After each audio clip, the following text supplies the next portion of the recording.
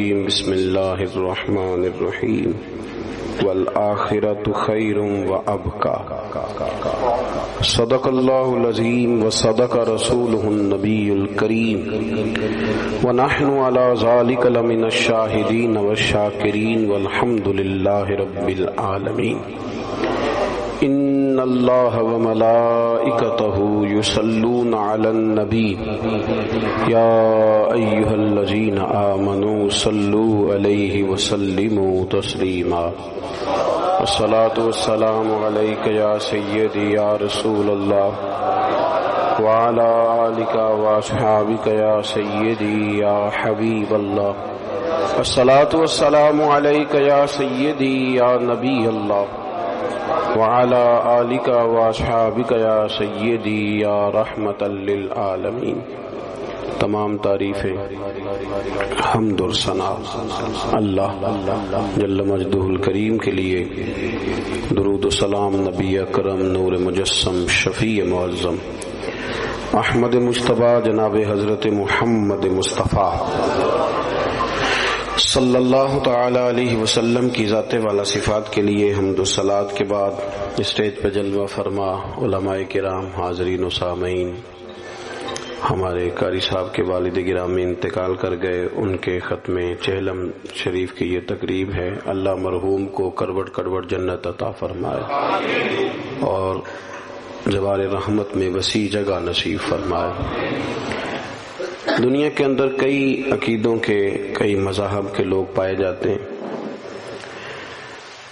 اور کچھ عرصے سے تیزی کے ساتھ دنیا کے اندر اس بات کو پروموٹ کیا جا رہا ہے کہ آزادی رائے کے ساتھ اپنی مرضی کے ساتھ زندگی گزاریں، کسی چیز کے آپ پابند نہ رہیں، مرضی کریں، اپنی طبیعت کے مطابق اپنے اوقات کو گزاریں۔ یاد رکھیں کہ اسلام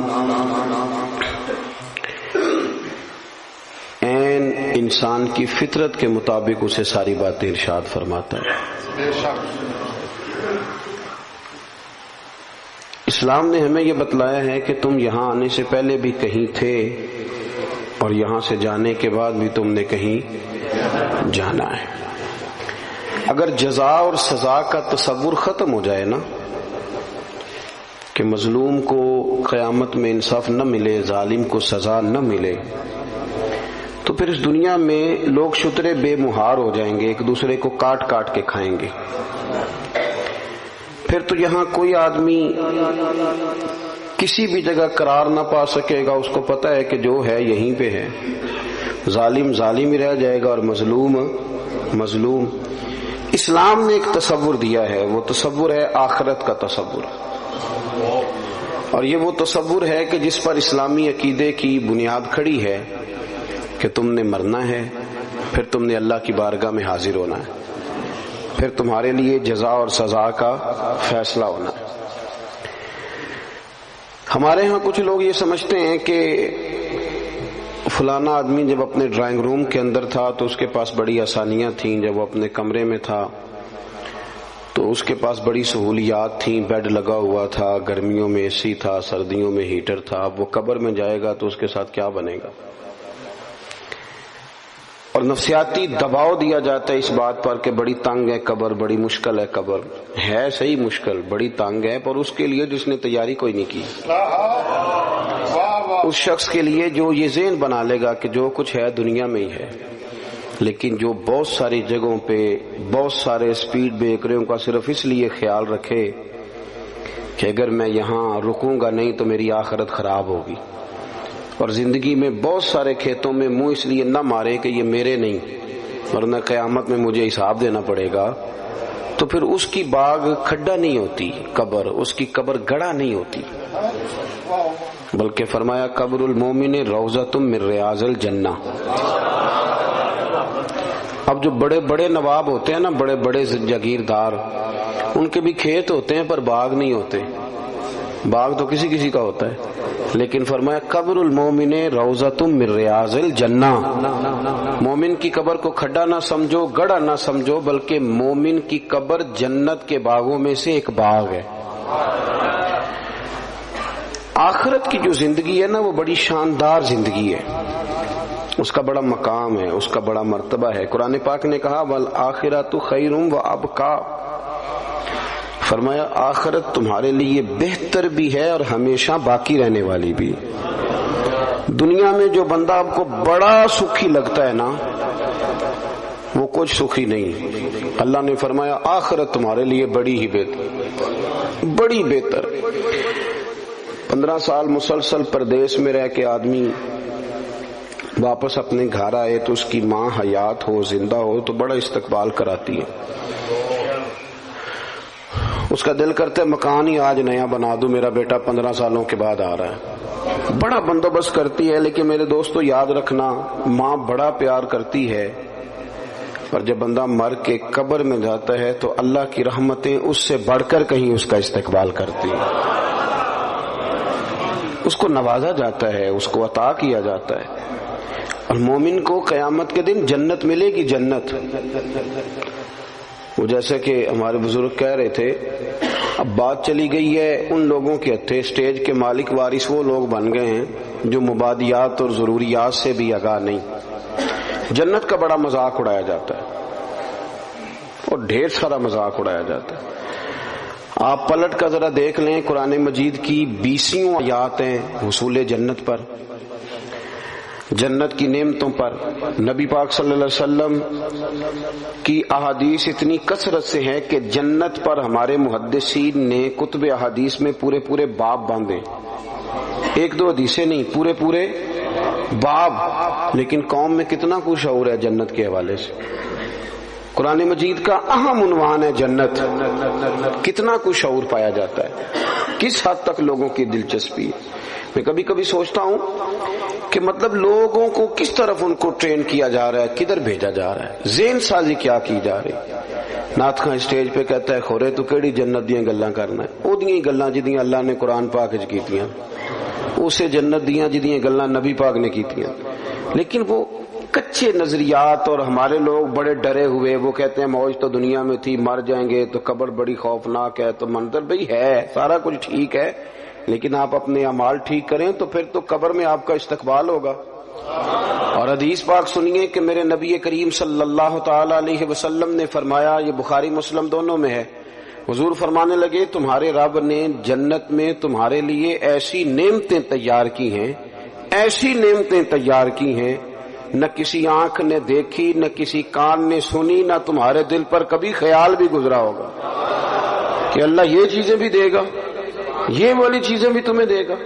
اور حضور فرمانے لگے جنت میں تمہیں اتنا سا پلاٹ مل جائے نا جتنا کوڑا رکھنے کی جگہ ہوتی، درہ دیکھا نا آپ نے کوڑا، جتنی کوڑا رکھنے کی جگہ ہوتی اتنی کسی کو جنت میں جگہ مل گی نا، صرف اتنی۔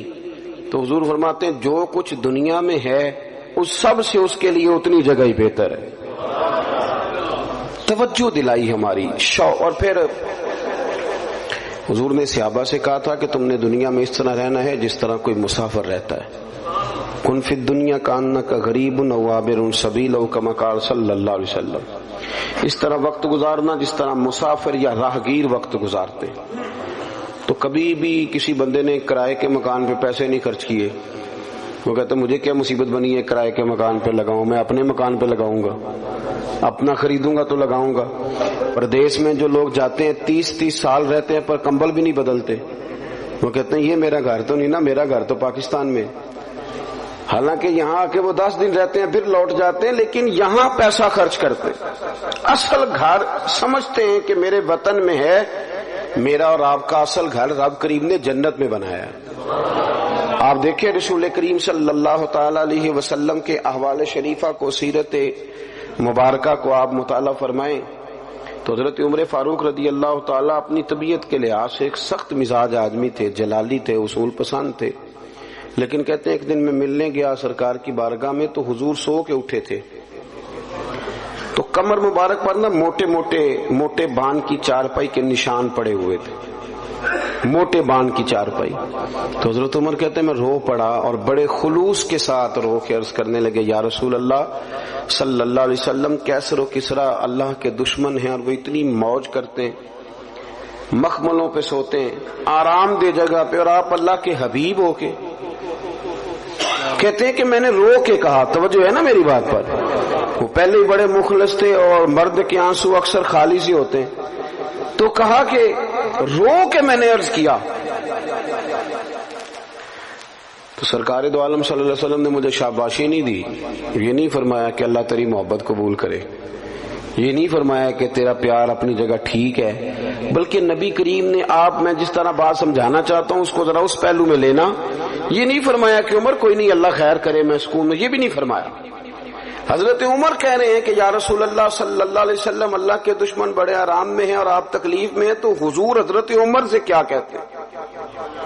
سرکار فرماتے ہیں عمر کیا تم یہ پسند نہیں کرتے کہ وہ دنیا میں تھوڑی بہت موج کر لیں اور آخرت میں ذلیل ہو جائے، اور ہم دنیا میں تھوڑی تکلیف برداشت کریں اور آخرت کی ساری عزت اللہ ہمیں ہی عطا کر دے؟ فرمایا تم جو پسند کر رہے ہو اسے پسند نہ کرو بلکہ آخرت کی نعمتوں کو پسند کرو. یہ باقاعدہ تربیت دی، یہ باقاعدہ شوق دیا، یہ باقاعدہ تیاری کی. حضرت انس بن مالک رضی اللہ تعالیٰ عنہ فرماتے ہیں کہ میں اس دن کھڑا تھا جس دن شہدائے احد کی تدفین کی جا رہی تھی. تو حال یہ تھا کہ حضرت صفیہ رضی اللہ تعالیٰ عنہ نبی پاک صلی اللہ علیہ وسلم کی پھپھو جان، انہوں نے جب دیکھا نا کہ میرے بھائی حضرت امیر حمزہ کا سارا وجود کاٹ دیا گیا، تو وہ 2 کپڑے لے کے آئیں کفن کے لیے. تو کہا کہ یا رسول اللہ صلی اللہ علیہ وسلم میرے بھائی کو اس میں کفن دے دیں. تو اللہ کے محبوب صلی اللہ علیہ وسلم کفن دینے لگے تو ساتھ ہی حضرت مصعب ابن عمیر کی لاش مبارک پڑی تھی، وہ بھی شہید ہو گئے تھے. تو سرکار فرمانے لگے پھپھو میرا دل نہیں مانتا کہ اپنے چچا کو تو 2 کپڑوں میں غسل دے دوں اور مصعب ابن عمیر کو ایسے ہی دفن کر دوں. تو پھوپھی کہنے لگی کہ حضور آپ اس طرح کریں، ایک کپڑا انہیں دے دیں اور ایک انہیں دے دیں. اب ایک کپڑا چھوٹا تھا ایک بڑا تھا، اللہ کے رسول نے بڑا کپڑا حضرت مصعب ابن عمیر کو دیا، چھوٹا کپڑا حضرت امیر حمزہ کو دیا. فرمایا ہم اس کے وارث ہیں، یہ ہمارے خاندان کا ہے، تو ہم دوسروں کے لیے قربانی دیں گے، اظہار کریں گے. لیکن وہ بڑا کپڑا دیا تو وہ بھی حضرت مصعب ابن عمیر کو پورا نہیں تھا، حضرت امیر حمزہ کو بھی پورا نہیں تھا. اگر سر ڈھانپتے تھے تو پیر ننگے ہو جاتے تھے، پیر ڈھانپتے تھے تو سر ننگا ہو جاتا تھا. قربان جائیں. حضرت انس بن مالک کہتے ہیں لوگ یہ منظر دیکھ رہے تھے اور رو رہے تھے، پر حضور نے ایک فکرہ کہا تو ہماری سوچیں بدل دیں. فرمایا کیوں پریشان ہوتے ہو، انہیں دفن کرو، تم قبر پہ مٹی ڈال کے سائیڈ پہ ہو جاؤ، اللہ ابھی انہیں جنت کا لباس عطا کر دے. بھی 1 منٹ کی بات ہے، انہیں جنت کا لباس ملے گا اور شاندار لباس ملے گا اور اعلیٰ لباس ملے گا، اور وہ ملے گا جو میرا رب اپنے فضل سے عطا فرمائے گا. آخرت کی جو نعمتیں ہیں، جو شانیں ہیں، حضور نے انہیں بیان کیا ہے. رسول کریم صلی اللہ علیہ وسلم فرماتے ہیں کچھ لوگ ایسے ہوں گے قیامت کے دن جن کے چہرے چمکیں گے، تو انبیاء پوچھیں گے یہ کون ہے، تو انہیں بتایا جائے گا یہ مدینے والے محبوب کے وہ غلام ہیں جو وضو کیا کرتے تھے. تو آج وہ جگہیں چمک رہی ہیں. قیامت ہمارے ہاں نا اطمینان قلبی نہیں. آپ یقین کریں کہ وہ کوئی بندہ بھی اگر ہمارا یہ ذہن بن جائے نا کہ دیوار کے اس پار میری جائیداد ہے، دریا کے اس پار، تو جتنی مرضی مشقت کرنی پڑے لوگ دریا پار کریں گے. میری اپنی جائیداد ہے، میرا گھر ہے، میرا بینک بیلنس ہے، میں نے جانا ہی جانا ہے. جدوجہد کرتے ہیں لوگ. لیکن اس پر ہم کیوں نہیں یقین رکھتے کہ قبر کے اندر اللہ نے میرے لیے باغ تیار کیا ہوا ہے، میرے لیے بڑی آسانیاں تیار کی ہوئی. صحابہ کو نا انشراح صدر حاصل ہو گیا تھا. انشراح صدر، دل گواہی دیتا تھا کہ واقعی نا ہمارے لیے. جب احد کی جنگ ہو رہی تھی تو حضرت انس بن نضر رضی اللہ تعالیٰ عنہ، یہ حضرت انس بن مالک کے چچا ہیں، تو جب کافروں نے یہ خبر اڑا دی کہ سرکار کو شہید کر دیا گیا تو صحابہ کے حوصلے کچھ پست ہوئے. تو حضرت انس بن نضر پتہ کیا کہتے تھے لوگوں سے؟ کہتے تھے پیچھے نہ جاؤ، تلواریں اٹھاؤ. اور آپ فرماتے تھے وہ جس جنت کی حضور نے ہمیں خوشخبری دی ہے نا، فرماتے تھے اللہ کی عزت کی قسم مجھے احد پہاڑ کے اندر سے اس جنت کی خوشبو دنیا میں محسوس ہو رہی ہے. انشراح صدر ہو گیا تھا کہ آخرت میں اللہ نعمتیں دے گا. اور وہ چیزیں دیکھیں نا، جو آدمی سائیکل چلاتا ہے رات کو خواب میں بھی اسے، ہمارے ایک بزرگ ہیں تو انہوں نے بیان کیا کہ امام جلال الدین سیوطی رحمۃ اللہ علیہ کو جاگتے ہوئے 72 مرتبہ رسول کریم کی زیارت نصیب ہوئی. تو آپ تو خیر بڑے خوبصورت لوگ ہیں، آپ نے سبحان اللہ کہا ہے، پر جنہ کور کے ویکھے ہونا بھی میں تکیا ہے، جنہ کوریا ہے. یہ بھی ایک دور ہے. اب کرامت پہ لوگ نا تھوڑا گھورتے ہیں، یہ کیسے جی؟ تو بڑی صاف سی بات ہے میرے بھائی، محدثین کو، علماء کو، بزرگوں کو ہوں مخلص، انہیں زیارت ہوتی ہے. وجہ اس کی یہ ہے کہ جو بندہ سائیکل چلائے، اگر رات کو خواب میں وہ سائیکل چلاتا ہے کہ نہیں؟ میری طرف دیکھیں جی، میری بات سنیں. اور اگر وہ شخص دن میں کوئی کام کرے تو رات کو خواب میں بھی وہی کام کرتا ہے. تو جو سارا دن رسول اللہ کی حدیث پڑھے اور نبی پاک کا دین پڑھائے اور سیرت میں رہے، میری عمر مدینے دے ٹبیاں دی تصویر بناؤں دیاں گزر گئی. تو جو اپنا سارا وقت اسی میں بتاتا ہے نا، ہو مخلص، اس کا نظریہ یہ ہو کہ میں محبوب کی باتیں کر رہا ہوں. تو جو سارا دن محبوب کی باتیں کرتا ہے وہ خواب میں بھی محبوب کی باتیں کرتا ہے. تو اس میں رٹا ڈالنے کی تو بات ہی کوئی نہیں.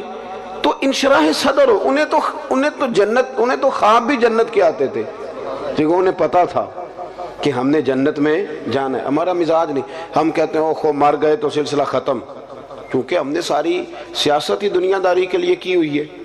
ہم نے سارا منصوبہ ہی دنیا کے لیے، ظاہر ہے جو ہم نے جمع کیا ہے، جس ماحول کے لیے جمع کیا، جب وہ ماحول ختم ہوا تو وہ کام بھی ختم ہوا. اللہ کے بندے تو بڑا خزانہ جمع کرتے تھے آخرت کے لیے، تیاری کر کے رکھتے تھے. تو پھر ظاہر ہے انہیں خواب بھی اسی کے آتے تھے. بخاری شریف میں حدیث ہے، ایک خاتون سرکار دو عالم صلی اللہ علیہ وسلم کی بارگاہ عالی مرتبت میں حاضر ہوئیں. انہیں مرگی کا مرض تھا. مرگی کا مرض اعصابی ہوتا ہے. ہمارے ہاں یہ جو پٹھوں کی تکلیف ہوتی ہے نا، تو اس کے لیے نیورو سرجن سے علاج کرایا جاتا ہے.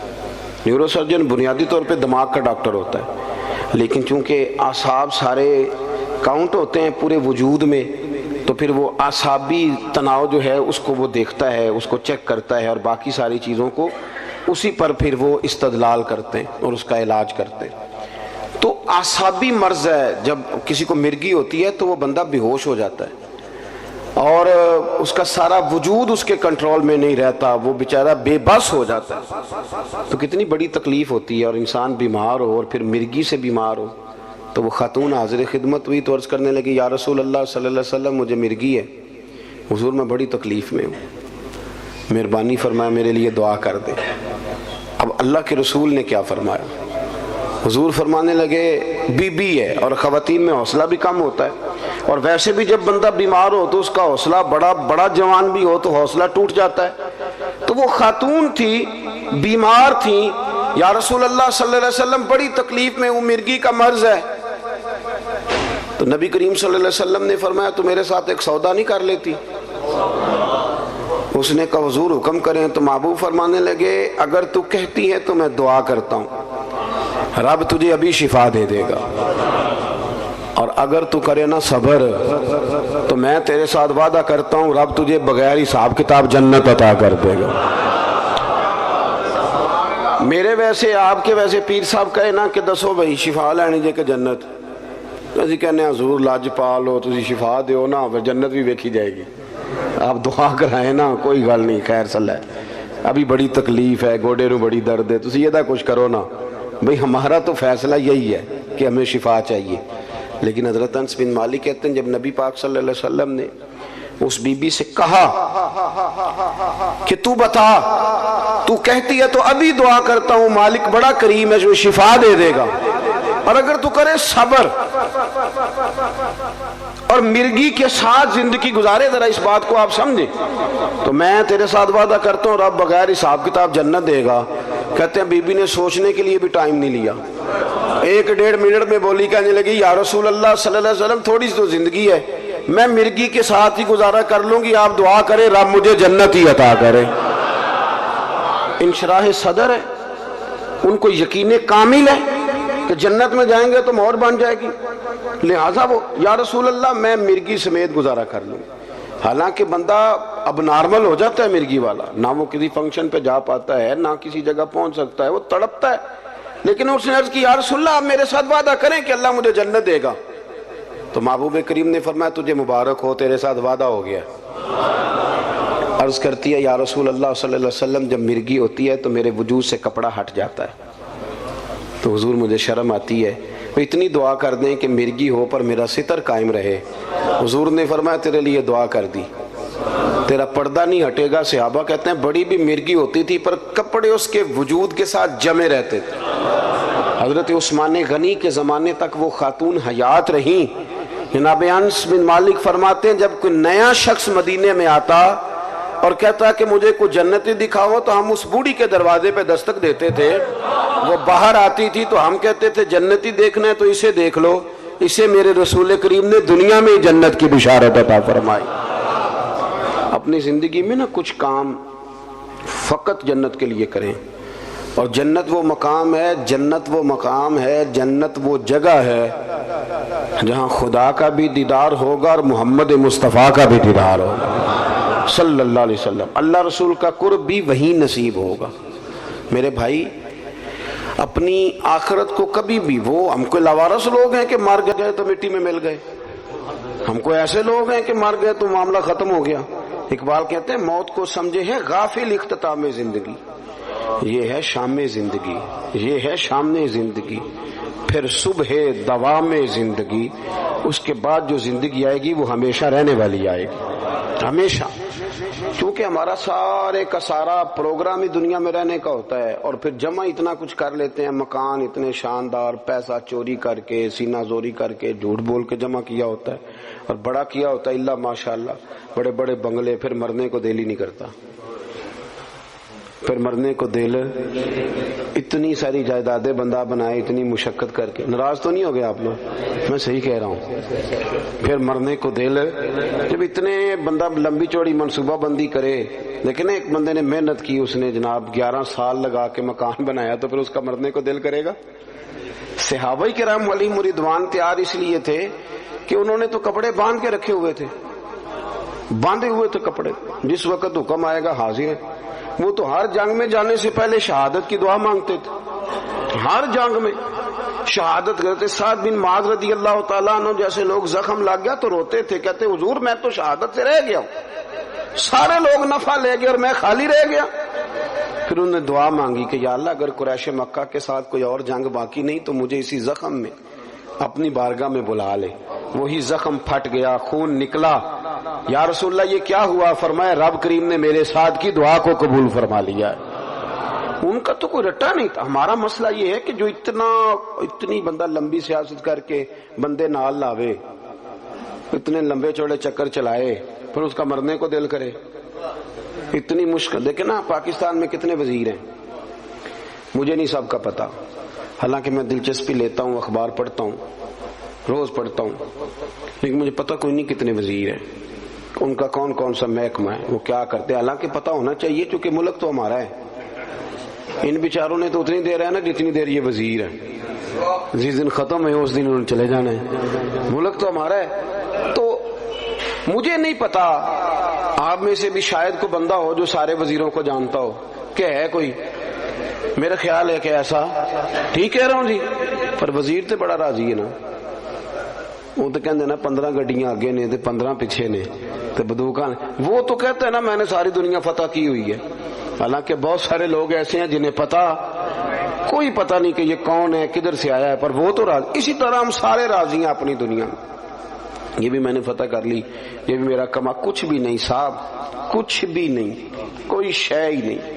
حضرت مولا علی شیر خدا کرم اللہ تعالی وجہ الکریم قبرستان گئے تو جا کے مردوں سے کہنے لگے تمہارا کیا حال ہے؟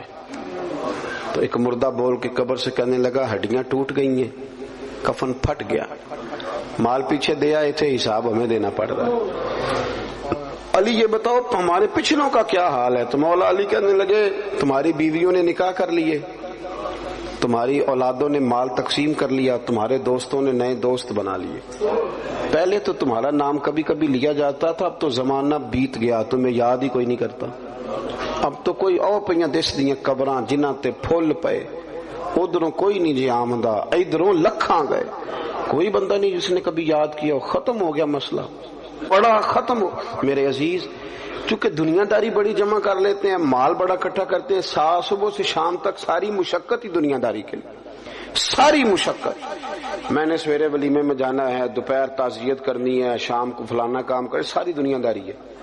ہاں اگر رضا الہی کے لیے ہو تو دین ہے، لیکن ہماری ہر بندے کی ایک مختصر سی سیاست ہوتی ہے اپنے دائرہ کار میں، وہ جس شعبہ ہے زندگی سے بھی تعلق رکھتا ہو، تو وہ چونکہ ساری محنت دنیا کے لیے کرتا ہے، پھر اس کا مرنے کو دل ہی نہیں کرتا۔ حضرت فرید الدین عطار رحمت اللہ علیہ فرماتے ہیں میں توبہ کرنے سے پہلے عطر بیچتا تھا۔ عطار، عطر کا کاروبار بڑا مہنگا ہے آج بھی عرب شریف میں۔ آپ مدینہ شریف جائیں نا تو سونے والی دکان کے بالکل سال خوشبو والی دکان ہوتی، یعنی جتنا کرایہ سنار دے رہا ہے اتنا ہی خوشبو والا بھی دے رہا ہے۔ ایک مہنگا ترین کاروبار ہے پوری دنیا میں۔ تو کہتے میں بڑا امیر آدمی تھا تو میں نے عطر کی دکان بنا لی، میں عطار تھا تو بڑا خوبصورت میں نے ہال بنا کے اس کے اندر میں نے بڑا زبردست ڈسپلے کیا اور میں نے خوشبوئیں اس کے اندر لگائیں۔ میں اپنے کام میں لگا ہوا تھا تو کبھی کبھی ضمیر کہتا تھا یار یہ دنیا داری ہے چھوڑ دے۔ اللہ والوں سے پیار بھی بڑا تھا، ان کی تذکرۃ الاولیاء دیکھیں تو پتہ چلا انہیں بڑی معرفت ہے رب کے بندوں کی۔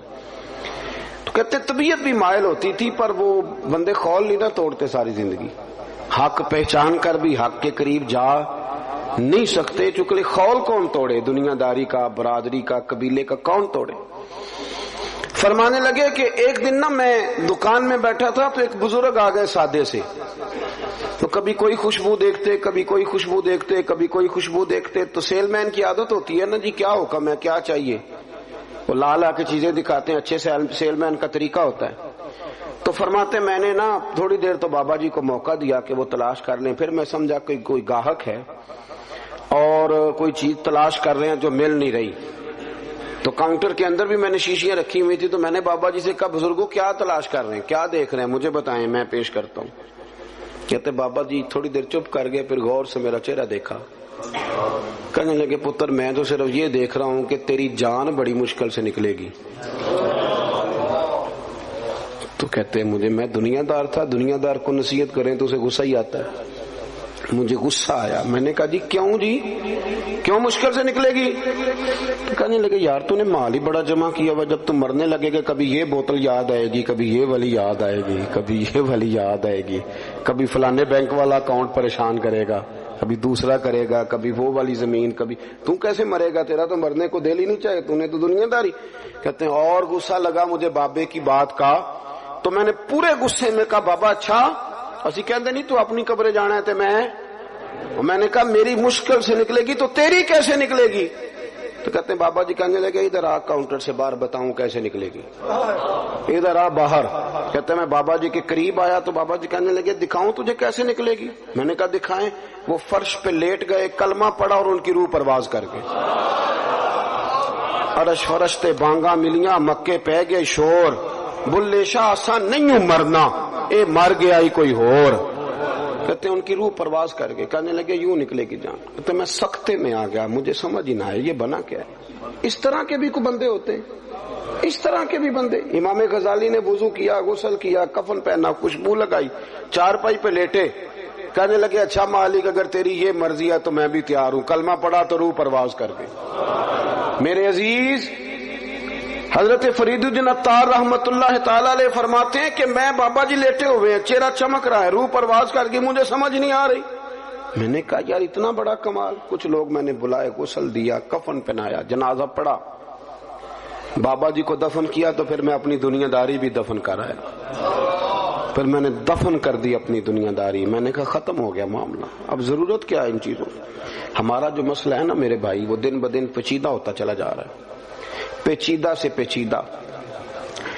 دینداری کرے، آخرت کے لیے کوئی خزانہ، قیامت کے لیے۔ بخاری مسلم میں حدیث ہے، نبی کریم صلی اللہ تعالی علیہ وآلہ وسلم نے ارشاد فرمایا کہ اللہ تبارک و تعالی نے جنت میں میرے غلاموں کے لیے ایسی نعمتیں تیار کی ہیں کہ باقی ساری امتیں رشک کریں گی، وہ کہیں گی کیا بات ہے ان کی، اتنا اعزاز اللہ دے گا، اتنا نوازے گا۔ اور ہمارے ہاں وہ شوق ہی نہیں، وہ ذوق ہی نہیں. ہم ساری زندگی دنیا کا مکان ہی سیدھا کرتے رہتے. جو نیا ڈیزائن آ گیا اس کی ٹائلیں منگوا لی اور لگا لی. تھوڑا سا فکر کریں، شوق پیدا کریں آخرت کے لیے. آپ دیکھیں نا، نبی کریم صلی اللہ تعالی علیہ وآلہ وسلم کی خدمت میں خاتون حاضر ہوئی، اس کا بیٹا بدر میں شہید ہو گیا تھا. تو عرض کرنے لگی، حضور بتائیں میرا بیٹا کہاں ہے، میرا بیٹا کہاں ہے میرا پتر؟ فرمایا کیا کرے گی؟ عرض کی یا رسول اللہ اگر وہ جنت میں نہ ہوا تو پھر کھول کے روؤں گی، اگر وہ جنت میں ہے تو پھر اللہ کا شکر ادا کروں گی. تو سرکار بیٹھے تھے مسجد نبی میں، نظر اٹھائی تو فرمایا بی بی 8 جنتیں ہیں، جو سب سے اعلیٰ جنت ہے وہ رب نے تیرے بیٹے کو عطا کی ہے. صحابہ کہتے ہیں پھر ہم نے اس کی آنکھ میں آنسو نہیں دیکھا، پھر وہ اللہ کا شکر ادا کرتی ہوئی چلی گئی. آپ سمجھیں کہ ان کو اطمینان قلبی تھا کہ ہمارا بڑا مقام ہوگا، ہمارا بڑا درجہ ہوگا، ہمیں قرب الہی ملے گا، ہمیں حضور کی بارگاہ ناز کی قربت نصیب ہوگی. اپنی زندگی میں اپنی آخرت کے لیے ضرور تیاری کریں. دیکھ لیں کہ نیکیوں کا حجم کیا ہے. اگر مجھے آج اتنا پتہ ہے نا کہ میرا مکان کتنے کا ہے اور میرے جیب میں اور میرے اکاؤنٹ میں پیسے کتنے، یہ اگر مجھے پتا ہے تو مجھے یہ بھی پتا ہے کہ میری نیکیوں کے خزانے میں کیا کچھ ہے. اور مجھے پکا پتا ہے کچھ نیکیاں ہم کرتے ہیں نا تو وہ کئی دفعہ اس قابل نہیں ہوتی کہ ان سے کوئی اجر کا مطالبہ کیا جائے، اس لیے کہ وہ بہت ساری جگہوں پہ دکھاوا ہوتا ہے، ملمہ سازی ہوتی ہے، وہ اپنی بڑھوتری کے لیے بھی کچھ کام ہوتے ہیں. تو مجھے وہ حضرت خواجہ معین الدین چشتی رحمت اللہ علیہ نا آخری عمر میں بڑا رویا کرتے تھے، بڑا ہی روتے تھے. تو ایک دن سارے مریدین نے خواجہ قطب صاحب سے کہا کہ آپ حضرت سے عرض کریں اتنی آہوزاری.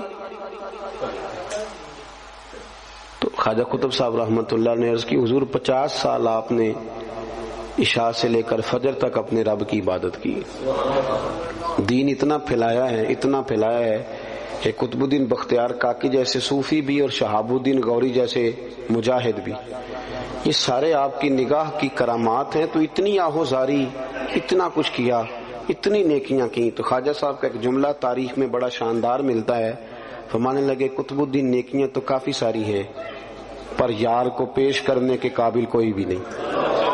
سوچتا ہوں اگر تحفہ بنا کے پیش کروں گا تو کیا پیش کروں گا، کچھ تو ایسا ہونا چاہیے جو پیش کرنے کے قابل ہو، اس پر ہماری توجہ ہو. دعا کرتا ہوں اللہ تعالیٰ مرحوم کی کامل مغفرت فرمائے.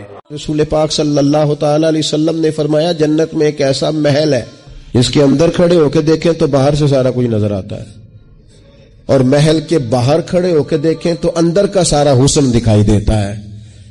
تو حضور توجہ دلاتے تھے تو صحابہ میں شوق پیدا ہوتا تھا، یا رسول اللہ کس کو ملے گا؟